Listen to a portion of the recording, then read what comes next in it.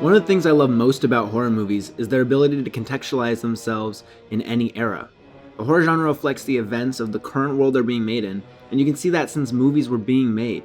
The 50s reflected paranoia surrounding the Red Scare, the 70s seemed graphic due to the death of the studio system, and currently, a lot of horror contains themes of birth and rebirth, and reflects the intense political climate around abortion. Unfortunately, throughout all the years cinema has been around, there's always been some negative rhetoric about trans people.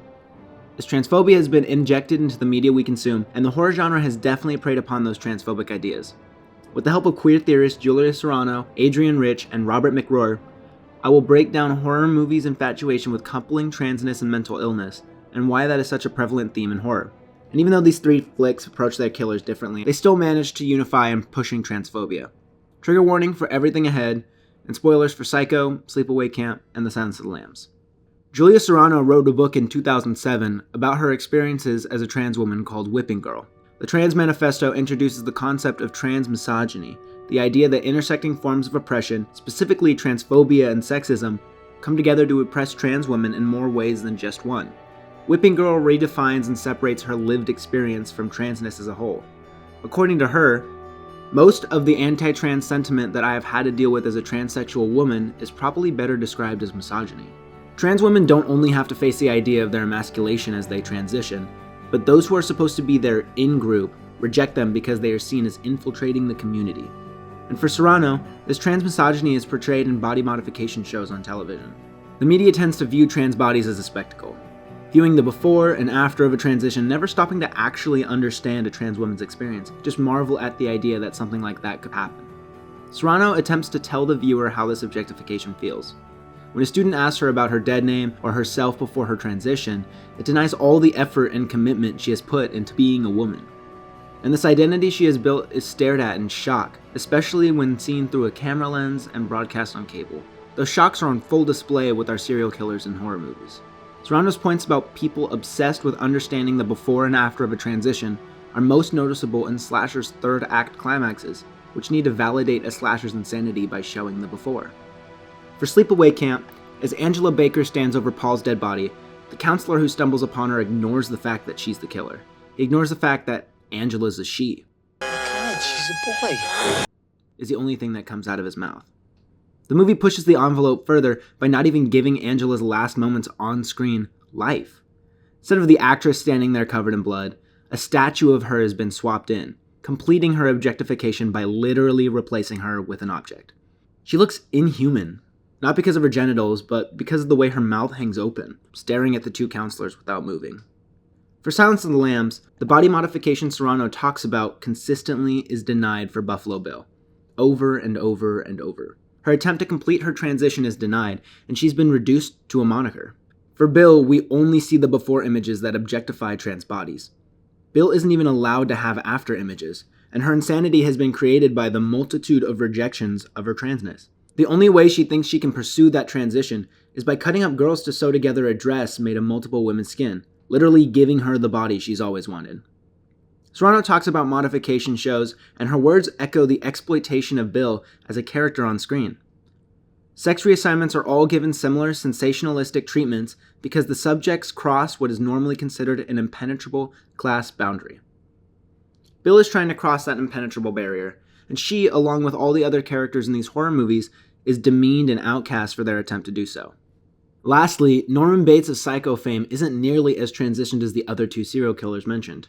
Serano's transsexual lived experience may be much different than a transgender lived experience, but Bates is still at the hands of those who intended to mean him for being transgender. His mother's clothes are a vessel for his mental illness to be put on display, and he only ever does the killing dressed up as his mom. His femininity is completely associated with the terror he wreaks on the characters of Psycho, and his femininity can't even be feminine by the end of it. He can't be feminine because he's violent, and he can't be masculine because of the clothes he wears. So why do all three of these serial killers end up going on their respective rampages? The movies themselves end up linking their mental illness to their transness and their past, and Robert McRuer's Compulsory Able-Bodiedness and Queer Disabled Existence paves the way for us to understand how movies manage to make that correlation. First, we need an understanding of compulsory heterosexuality, because McRuer builds off that idea. As Adrienne Rich in her paper Compulsory Heterosexuality and the Lesbian Experience puts it, this idea is the societal forces which wrench women's emotional and erotic energies away from themselves and other women and from women-identified values. Rich's paper applies this to a lesbian experience, but for us, it's important to understand that this male-oriented world that has been built endangers all people. It oppresses women, it develops toxic masculinity and abuse for men, and for trans women, it denies their ability to move in the world at all. Just like Serano's whipping girl, the femininity trans women inherit is seen as submissive to masculinity. Compulsory heterosexuality extends the male reach through institutions like marriage and the family, seemingly trapping women in a position of inferiority to men. Robert McRuer uses compulsory heterosexuality as a jumping-off point to compare queer existence to disabled existence. Compulsory heterosexuality is intertwined with compulsory able-bodiedness. Both systems work to produce the able body and heterosexuality. Both the heteronormative and able-bodied world extend the same kind of oppression on queer people and the disabled, and their combination of those worlds tends to associate the two and put them in the same box. The disabled are recognized as queer, if recognized at all, and queerness is a disability in the eyes of the heteronormative.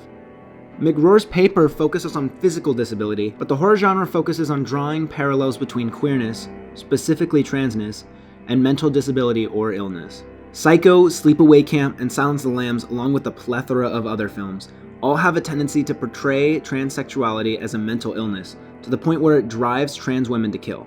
People are incapable of letting somebody exist in their identity, and push and prod for a reason or justification why trans women are the way they are.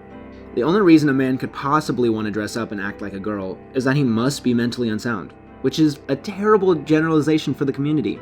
Trans women can't just be, especially in a horror context. There has to be a reason for their emasculation and transition for the audience. For Angela in Sleepaway Camp and Norman Bates in Psycho, it's related to their childhoods and mothers.